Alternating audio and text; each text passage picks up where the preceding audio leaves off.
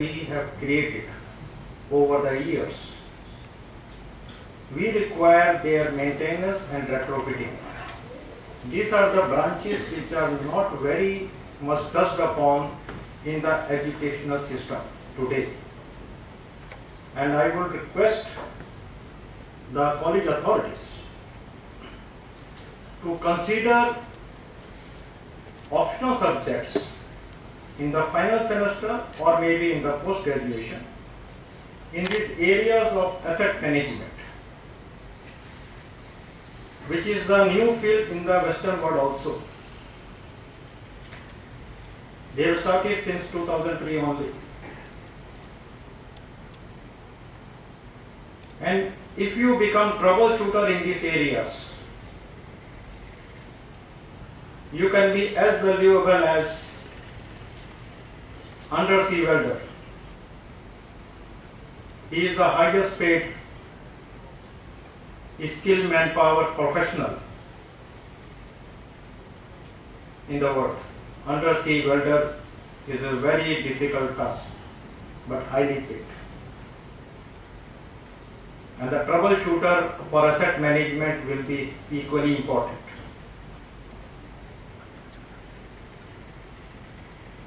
This entire beautiful structures of civil engineering, which we have created over the years, they have a life. But how and in what manner we can maintain at the cheapest possible cost and the best available mechanism and methodology. It will be in demand.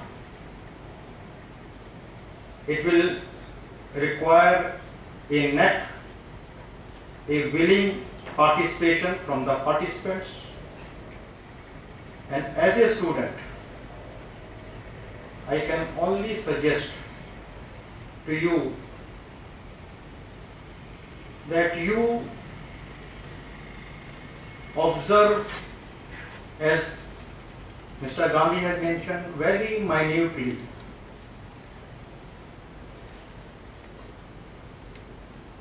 your observation will pay you in a long way. It will help you in developing confidence in yourself. Do not try to copy solution of anyone.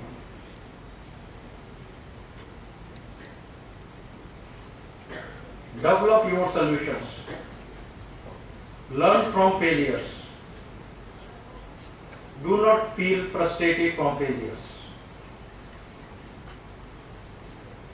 Because as a civil engineer, which start from C, there are other words which are very dear for the civil engineer, that is the commitment.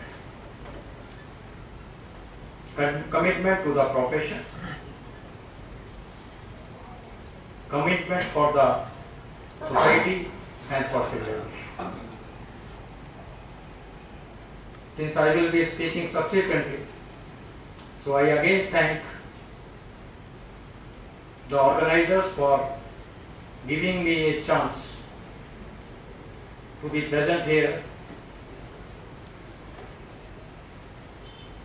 during this inaugural event as well as during this symposium, which I am sure will help the students coming from different education institutes to exchange their views, exchange their best practices, move towards common goal of feeling proud to be civil engineer. Thanks.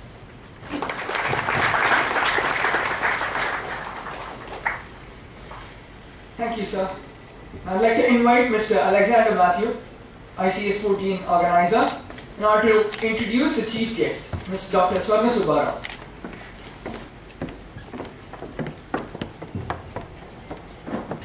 Good morning to one and all. I indeed take great pleasure and pride to introduce to you our Honorable Chief Guest, Dr. Swarna Subbarao, Surveyor General of India. Dr. Swarna Subbarao obtained his bachelor's degree in civil engineering from Osmania University, Hyderabad in first division with distinction in the year 1980. He did his M.Tech in transportation engineering from REC Warangal in 1983 and subsequently obtained his PhD from Andhra University. Later, after 2 small stints as a junior engineer with the government of Andhra Pradesh and as a faculty with CBIT, he joined Survey of India Department as the Deputy Superintending Surveyor on the selection by UPSC. He has held various positions in SOI from 1985 till 2010 when he took the position of the Surveyor General of India. For the last 25 years, he has been running offices independently and has also promoted, popularized and organized GeoMap quiz programs where thousands of students participated at Hyderabad and Visakhapatnam. This has brought the Survey of India in contact with several organizations for promoting mapping and other complex surveying techniques which help in all national development programs. Sir, I request you to enlighten all of us with a few words.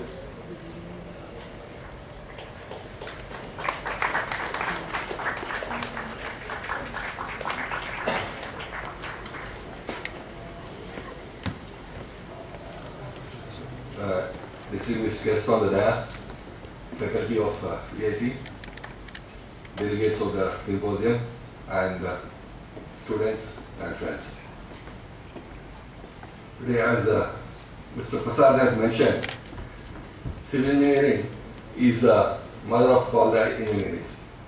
Similarly, surveying also, not surveying, I would say Survey of India, which I represent. I am Survey General of India, heading Survey of India. Survey of India is also the mother of many survey organizations in the country. If you know, you might have seen the boards when you travel around. Geological Survey of India, Botanical Survey of India, Zoological Survey of India. Not many are there. Maybe I understand 9 to 10 of them are there. Archaeological Survey of India. All these organizations were part of Survey of India earlier, and then they all became independent. And to tell you, for your information, Survey of India is 247 years old organization. This is probably the oldest organization of Government of India. Okay. And then the importance of civil engineering is something I think nobody need to emphasize. All of you see, whoever in daily life we can see, like it has an impact on the daily life. Say if you want for the basic food production, proper irrigation should be there. There the irrigation engineer or the civil engineer comes into picture. Like that, you want water in your home, again it is a civil engineer who has to come in. That way there's a lot of direct impact connected to the daily life from the civil engineering side. And we also see the developments over the period. As you grow, you can see the developments with your own eyes when you go on the road. Like the buildings, bridges, etc. that are coming up these days. Excellent roads we have. If you see about 20-30 years ago, it was in 83 I did my M.Tech. At that time, about 60 km design speed was something we used to consider. Today, you have NHAI roads with a design speed of 80 kilometers where you can run, not even 80, I think we have already touched 120. In some roads, the design speed is 120. Okay. These kind of developments you can see, and the dams, etc. have been constructed. These are all the result of the development of civil engineering and application of civil engineering. Similarly, even in surveying also, there is substantial development. But unfortunately, I think it is not visible to all the people. But I feel that as civil engineers, you should be aware of the developments in the survey field also. Probably the students cannot appreciate, but the elders will appreciate the point which I tell you. Surveyor is one person who is always neglected, but he is remembered only probably once or twice in the lifetime by the people. That is when you have a dispute with your neighbor. When you have a dispute, a boundary dispute, then the surveyor comes in, then he becomes a king, he dictates the terms, and after the dispute is over, he disappears, you forget him. But surveying is not so. Today, the surveyor has become a very, very important person. How, I'll tell you in the course of time. Okay, even in the civil engineering side also, like as I said, you have seen excellent bridges, excellent ramps in the civil engineering front. On surveying side also, we have a very big engineering feat, recognized as one of the greatest feats of engineering is the measurement of great art. Like when the technology was not developed, around 1914, it was started and concluded in 1937 or so. An arc of the earth was measured in India. That started from the Mount Thomas in Chennai. There is a small hill known as Mount Thomas near the airport, I think. From here, the length of the arc of the earth was measured, starting from here and ended in a place near, known as Hatipam, near Mussoorie, near Dehradun. It's about almost, I think about 1400 miles or so. It took 30 years to measure it. And believe me, 1400 miles without proper technology. And that is considered as one of the greatest engineering feats. Okay. And today, the development, if you see, I think students today, you have used by now, senior students who are probably in the third year or so, by now you might have used some of the survey instruments like levels, theodolite, etc. etc. Okay. And the development, I tell you, is that if any of you have attempted an exercise of setting a curve using two theodolites, first to understand the procedure itself is very, very complicated, and then try to set it on the ground, you know how difficult it is, how complex it is. It is physically not difficult, it is quite confusing and it's very, very, what I say, tiresome. But today, the technology, if you have seen, I am sure at least you might have had a demonstration of total station. With the total station, you calculate the coordinates in the lab, come, set any kind of complex curve in a matter of minutes. Okay. That is an advancement. That kind of advancement has happened even in survey. Like survey, if you remember when we started, like when the Survey of India started, you will not believe there were occasions when the measurement was done using the footsteps. They were the measurement. Especially, I will tell you, when Tibet was measured during those days, Tibet was a almost forbidden country. Nobody else was allowed to do any kind of survey or anything. But the British government wanted to explore that land and get the survey done. And they sent Indians only, 2 Indians. Because as a ruler, wherever there is a danger, you don't go yourself, you send somebody. So 2 Indians were sent, and they were trained by tying rope to their both the legs, both the ankles, so that they practiced the footsteps in a perfect way. The measurement was so perfect. With this, they went to that Tibet. They have measured that. In the night, they went as sort of very common men, and they could not carry even a magnetic compass with them, because they used to hide the magnetic compass in their ration box. In the night, they used to take 1 or 2 readings and then hide the things. And they have measured and they plotted, they mapped the country of Tibet and came back. And even today, with the modern technology, when we try to match it, it almost matches. I don't say it is very exact, but fairly good enough, with which the government could work. From that kind of a technology, today we have come to a technology where, today, if I want the coordinates of this place, it takes me 2 minutes to get it. Okay, all of you got mobile phones, some of the smartphones, immediately you get it. And to get that coordinates today, about 15 years ago, to get the lat long of one particular place, we have to make a measurement. Either you bring we call it bringing the control. That is, you make a measurement from a known station, take 2 known stations, connect them, and then triangulate and come back. In my own experience, in 92, I was in Vizag from 92 to 97. I have put some control points there. To establish one control point used to take at least 15 to 20 days in a fairly good area. And there were occasions when it could have taken maybe a month or so. Okay. From that, and secondly, to observe latitude and longitude, you have to observe the stars. You have to observe the North Star, and then the Pole Star and the East-West Star, and then establish these things. From that kind of an era, we have come today. All these procedures which I have described, it used to take several weeks also, occasionally. From that, today, I am in a position to measure or give it coordinate at a distance of 500 kilometers. Today, if I have a point here, I want another point at a distance of 500 kilometers. That also I can give you in a matter of hours. I set up a point here, the other GPS is set up there, and then in a couple of hours I give you the coordinates. This GPS has really changed not only the surveying and civil engineering, in fact, it is changing the way we live also. The GPS, if you see the research that is going on, the GPS is going to play a very big role in the daily life also.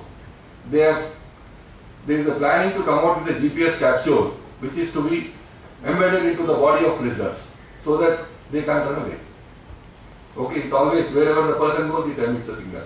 Today, your car navigation is so good. You pass under a bridge, the map shows that it is passing under the bridge. All this is possible because of the advancement in the GPS technology. Okay, and then the earlier, you have the total station. Earlier we had a theodolite with us, and then you make a measurement, take an angle, horizontal angle and vertical angle, then start computing the coordinates. It used to be very, very time consuming and cumbersome. Today you have the total station, take the total station with you. The memory card these days, I understand, it can hold maybe 500,000 points data. Just go about the job, come down, download the data. If you have compatible software like AutoCAD, straight away the map is produced in matter of hours. This is the advancement in survey and mapping. This is only, I am speaking of preliminaries only, very basics. There is huge advancements in other areas also. Like, if you are aware of GIS technology, that is Geospatial Information System, that has changed the way the things are seen today. GIS has become so popular, it is becoming day and day, it is getting importance, that from the coin, the phrase that is coined today is that, say you have all seen what is e-governance. E-Seva, e-governance is what is now in force. From e-governance, we want to take it up to what is known as G-governance. G-governance is nothing but geospatial governance. The concept is that every activity that is done by the government or the people are linked to some place on the earth. That is the geospatial thing.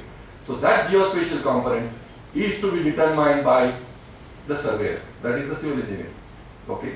So this is a, once that is done, the entire governance, the entire way the things are operated are going to be centered over that particular thing. That is the importance of the surveyor that is coming up in the near future. And in GIS technology, another area, GIS is a very multidisciplinary area, but the core strength of GIS is what I say is still with the civil engineering only. Because basically you have to deal with the geospatial data, that is mapping. A map can be derived from any number of sources, but still it is a civil engineer who can make it better. And in this particular area of GIS, there is so much of demand and supply gap. There is a supply between the supply and the demand and supply. There is a huge gap. Let me tell you, in the next 20 years to come, probably no GIS expert will be unemployed.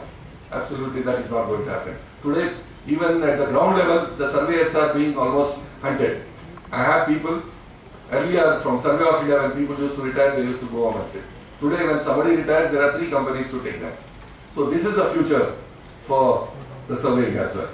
And in the multidisciplinary area, today, in many of the areas, because of geospatial technology, even though the projects are multidisciplinary, they are being sort of monitored or led by the civil engineers. Like we have one particular project in the country that is going on.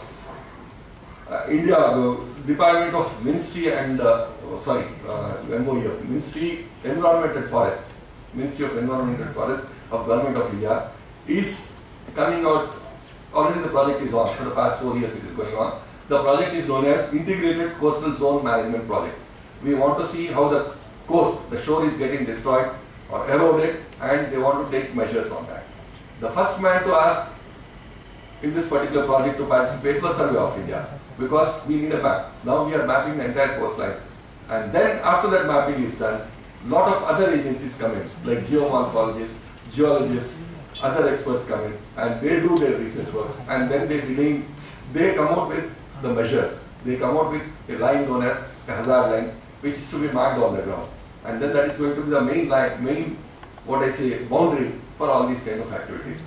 Okay, there as I said, even though the entire thing is multidisciplinary, the first man to lead this particular project is again the surveyor.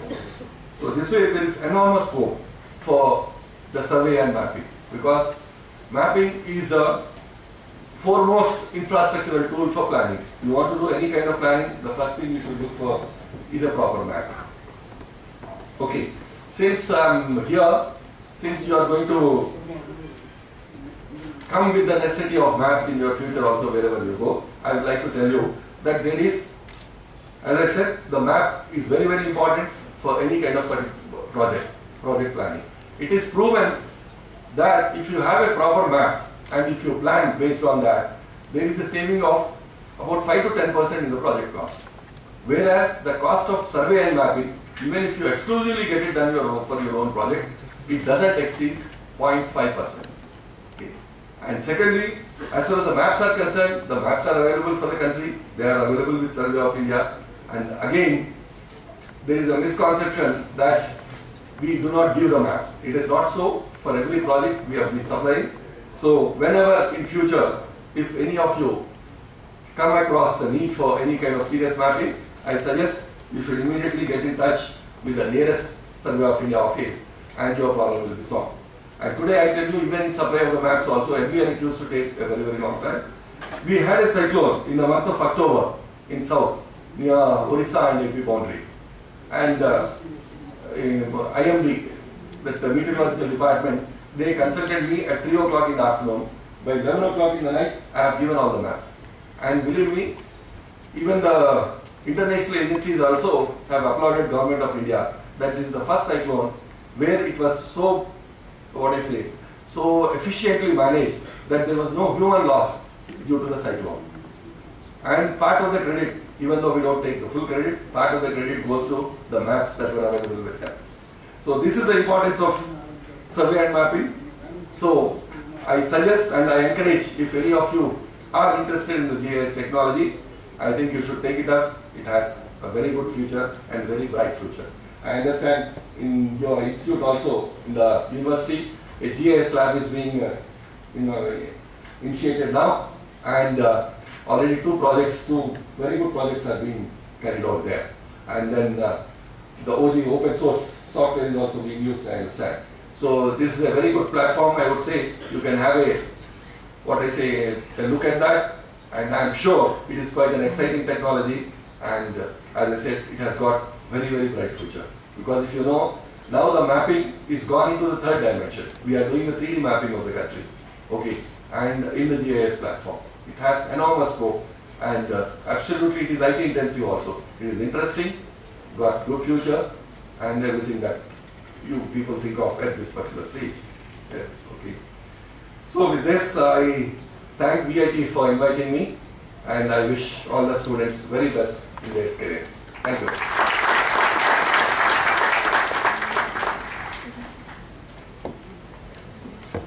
Thank you, sir. Now, may I request our Honorable Chancellor, sir, to give the memento to our Chief Guest, Dr. Swarna Subbarao.